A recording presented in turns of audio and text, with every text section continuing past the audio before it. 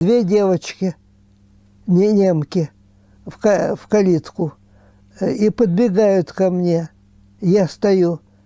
И говорят, что там мазер, бразер, брат, мать потеряли родителей и ищут. Девочки лет по 16, две. Я понимаю, что их сейчас изнасилуют, поймают. Шоферов в две шеренги приказал раздеть поймали этих девочек, раздели их и приказал всем снимать штаны. Потом он вынул, когда они потеряли сознание, вынул наган, подошел, выстрелил им в рот, застрелил этих двух девочек. In childish handwriting, one girl testifies that she was assaulted in the living room of her home in front of her parents. Oh boy! What's up guys, this is Mr. Asian Pie. Today we're talking about a subject that no one else will talk about because in the modern intellectual sphere, a white ethnicity group, I meant privileged white people, can't be victims. Which is bullshit because in modern Western intellectualism, the Japanese are victims of nuclear bombs despite being far worse in every regard in comparison to the Nazis. I digress. I should mention that the Germans did absolutely abhorrent shit during their conquest of Eastern Europe in Operation Barbarossa.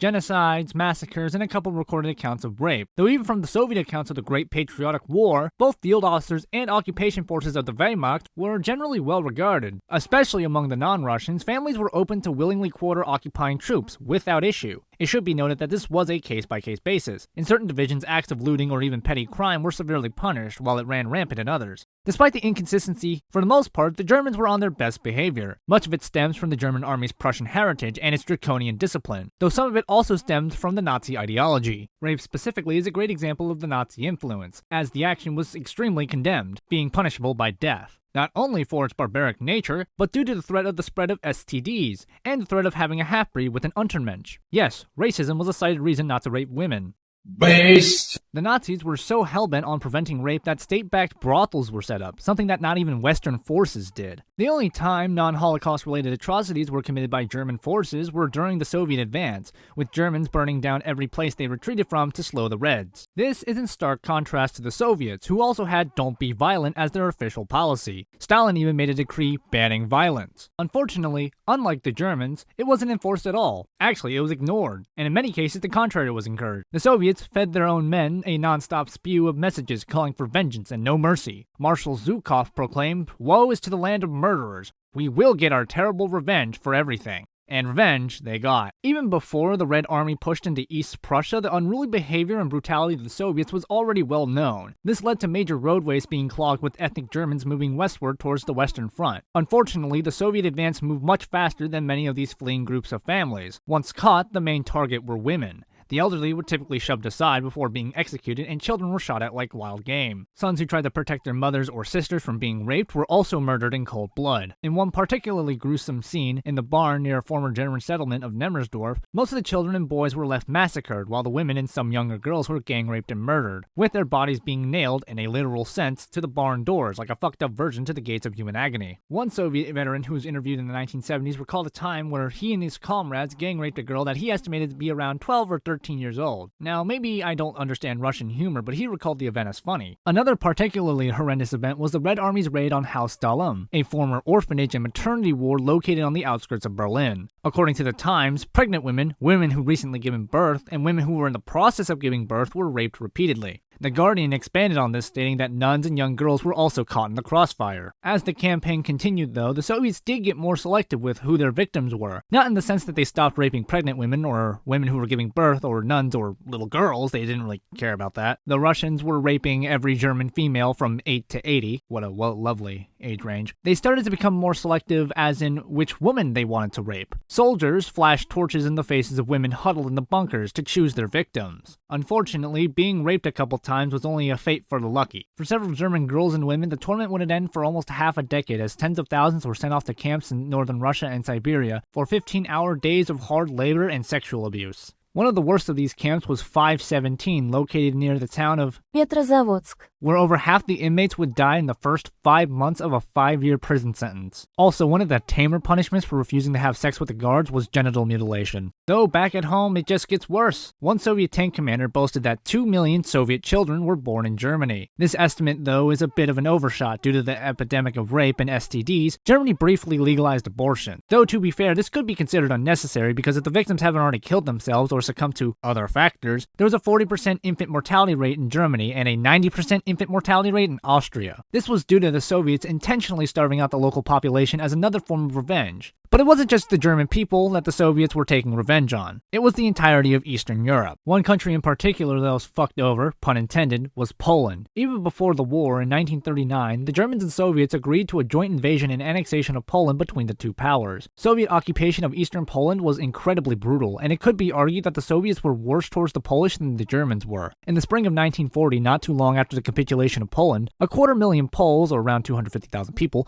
mysteriously disappeared from the Soviet side. 40,000 of them would eventually reappear, being deported to the German side. A small handful would find themselves in Central Asia. The other 210,000 of them would never be heard from again. Their fates wouldn't be uncovered until 1943 by the Nazis during Barbarossa, where mass graves full of Polish nationals would be discovered littering modern-day eastern Ukraine and Belarus, with the most famous being the mass grave in the Kietzyn Forest in northeastern Belarus, where an estimated 22,000 were massacred and buried. When this information was published to the wider world, the Polish government in exile was pretty upset. The Soviets responded by calling what remains of the Polish government Nazi collaborators and blamed the massacre on the Polish, who were in Britain, and the Nazis. But getting back to the war itself, as the tides turned in the favor of the Allies, Soviet depravity only got worse. As the Red Army pushed into continental Europe during the Winter Offensive, the genocides were complemented by what were described as orgies of rape. What a terrible day to be literate. During the Soviet Reconquista, liberation of Poland, the mass rape of Polish and East Prussian women by Soviet troops became such a major issue that several sexually transmitted diseases snowballed into a nationwide epidemic.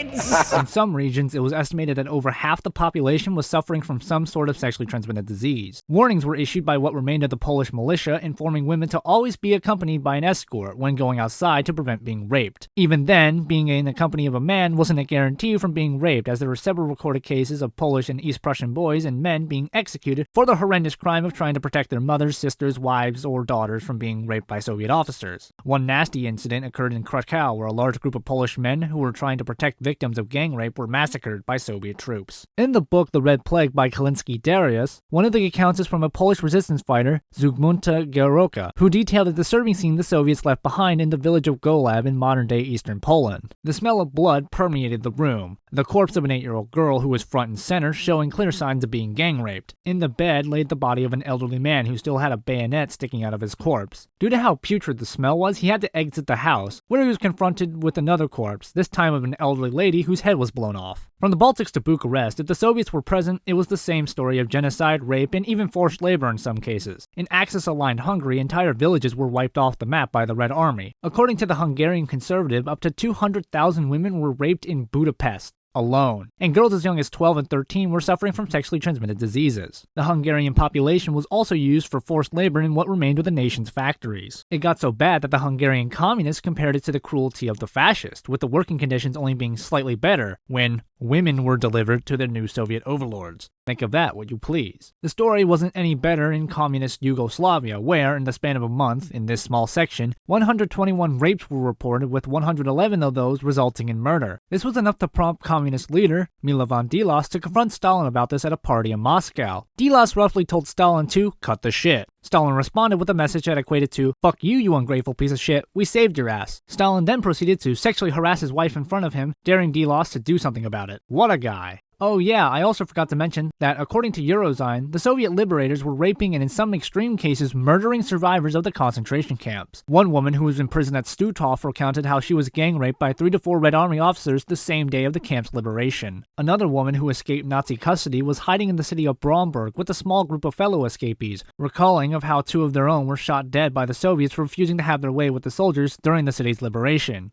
It wasn't just the work camp survivors either, it was also the death camp survivors. They didn't care you had 1 eye, 1 foot in the ground. They stretched you out on the ground and they laid on you. They raped you. So next time when you're looking at photos of Holocaust survivors, the really skeletal looking ones, just think to yourself, damn, A Russian guy got a boner to that. Of course, when confronted post-war about all of this, the main justification the Soviets gave for why they committed all those horrible atrocities was a mix of it never happened, and if it did, they deserved it, or they blamed it on somebody else. Yes, they quite literally did the meme. And for the most part, it worked, as the Soviets got away with their crimes of genocide, slavery, and raping people to death. Ooh. They pardoned themselves for any crimes they committed during the campaign and granted immunity to Red Army officers for any crimes they committed after the campaign and during the occupation. The law was only really introduced after said officers started committing the same crimes in the motherland during demobilization. That's when communist authorities started cracking down on their soldiers' belligerence. Talks of war crimes committed by the mighty and proud Red Army were also silenced by the Soviet government, as several officers who had any semblance of a moral compass mysteriously vanished in subsequent post-war years when the subject of Soviet war crimes were raised. Internationally, the situation was much different. Several communist groups in Eastern Europe and Western journalists were rightly upset at the USSR, and specifically Stalin, for all the egregious events that occurred during the liberation. The most common response the Kremlin gave was it didn't happen, though with large-scale incidents and atrocities that couldn't be covered up were blamed on the Nazis. The Soviets even took several war crimes they committed to the Nuremberg trials to push blame onto the Germans, such as the Kietzen Forest Massacre.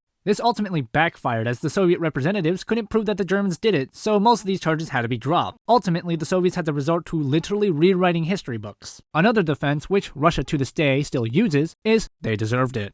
The Germans committed heinous acts upon innocent Slavic people. Retribution was the least we could do. Just ignore the fact that we also committed the same heinous actions against the same peoples both before and after the war. Besides, German women are sluts. They were begging to be raped. That's not a joke, by the way. My personal favorite defense comes from a Soviet major who stated that those elderly women probably enjoyed being raped. Everything I covered upon in this video really is only the surface level of the horrific carnage that the Soviets committed and subsequently got away with. Things I didn't even mention were the Soviets using the same exact death camps they liberated from the Nazis to persecute the same exact peoples for a brief moment of time, the Soviets plundering Eastern European industry and fucking over their reconstruction, the USSR fueling the Japanese war machine well into the late stages of the war, helping prolong the Pacific Theater, the capturing and imprisonment of US Air Force pilots, so on and so forth. But due to the fact that the Soviets were on the winning side of the war, they were allowed to write themselves as the good guys. It really does recontextualize our view of history and how it's taught, as we tend to give a good guy or bad guy status almost entirely dependent on an ideological survivorship bias. This has been Mr. Asian Pie. See you on the flip, and don't be stupid.